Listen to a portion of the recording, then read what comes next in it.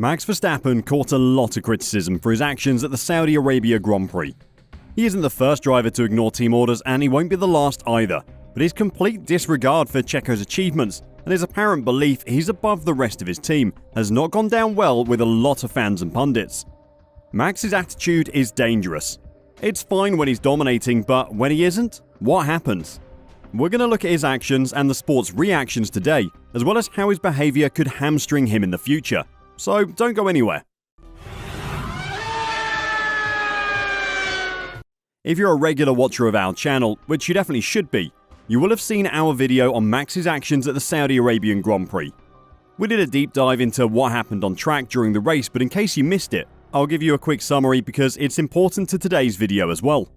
Verstappen went rogue at the F1 Saudi Arabian Grand Prix, ignoring his team's request to slow down before clocking the fastest lap of the race. The daring move secured Verstappen a close second place behind his teammate Sergio Perez and retained his 1-point championship lead. Both Verstappen and Perez reported reliability issues towards the end of the race, so Red Bull asked both drivers to adhere to a targeted lap time of 1 minute 33 seconds. This was fast enough to keep Alonso at bay, but slow enough to reduce the workload on the cars, minimising the chance of either having an issue that could end its race. However, Verstappen seemed to have other ideas as he failed to respond to repeated requests to slow down from his engineer, Gianpiero Lambiase. On lap 45, with 5 laps to go, Verstappen couldn't help but inquire about the fastest lap, something his team said they weren't concerned with. They were more interested in getting both cars over the line in one piece. But when Lambiase responded with 32.1, it was clear that the Dutchman had his sights set on taking the fastest lap point away from Perez. Perez was told a few laps from the end he was free to push. Red Bull clearly knew that Max was going to take a shot at the fastest lap, whether they wanted him to or not. Checo did try to better his time on the last lap, but aborted a couple of corners in after making an early mistake. Max made no such mistake, and as he passed the checkered flag, he secured the fastest lap, a bonus point, and a slender lead over his teammate in the Drivers' Championship. This is not the first time that Verstappen has disregarded team orders, causing tension within the team. The two-time world champion was asked to let Perez through during the latter stages of the 2022 Brazilian Grand Prix, in order to help with his fight with Charles Leclerc for second place in the drivers' standings. That was after Perez had let Max through earlier on to give Max a chance at making a late pass on Fernando Alonso. Despite having already won the championship, Verstappen would not let Perez back through. Max's treatment of his teammate, a driver who is well liked by the fans of the sport, has not been received well.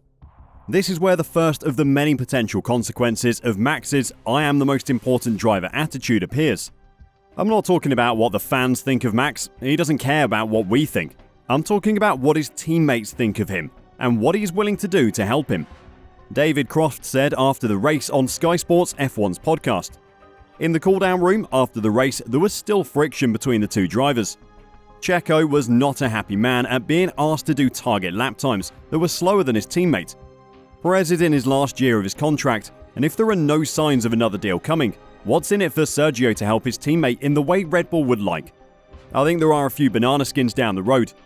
As for Max's dad, all is clearly now well in Jos Verstappen's mind when his son finishes and leads the World Championship. Yet, he can barely break a smile.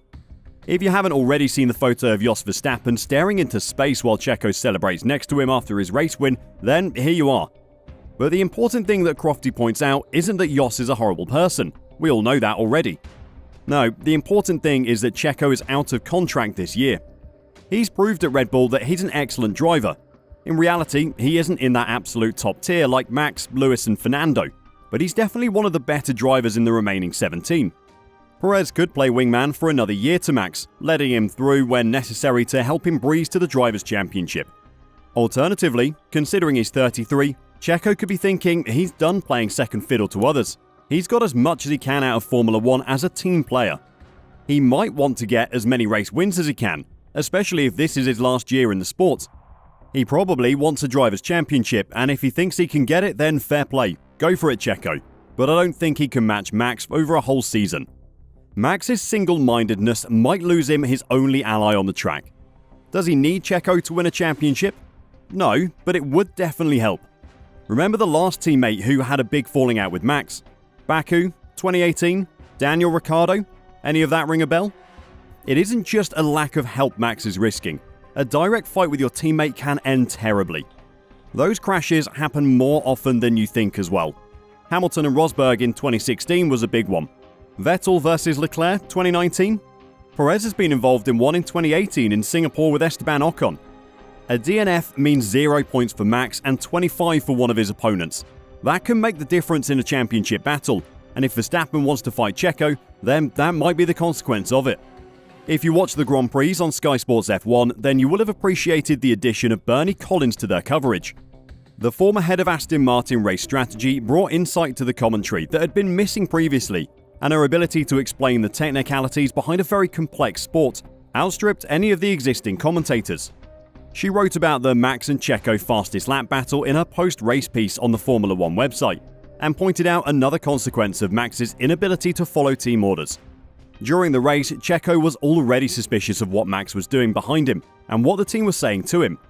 In summary, Bernie said, "Personally, I think there may be even more suspicion among both drivers going forward, and in future races, we could expect fastest lap attempts from both in the closing lap." Max has given Checo every reason he ever needs to ignore team orders and just drive as he sees fit. Even if the team wanted Max to win races that Checo is leading in the future, he isn't going to drive at target lap times if he knows Max is behind him. If Max isn't going to follow team orders, why should Checo? If the Mexican followed orders in Saudi Arabia, Max would have caught him and at least had a chance to pass him. Checo isn't going to give places to Max if he isn't getting the return service, and that's a consequence the reigning world champion will have to deal with. You know how actions have consequences, yeah? Well, there are more for Max.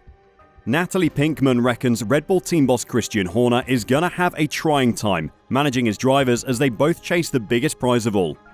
Had he, talking about Max, not been starting P15, she said on the Sky Sports F1 podcast, and perhaps slightly unnerved by those drive shaft issues, he could have won the race.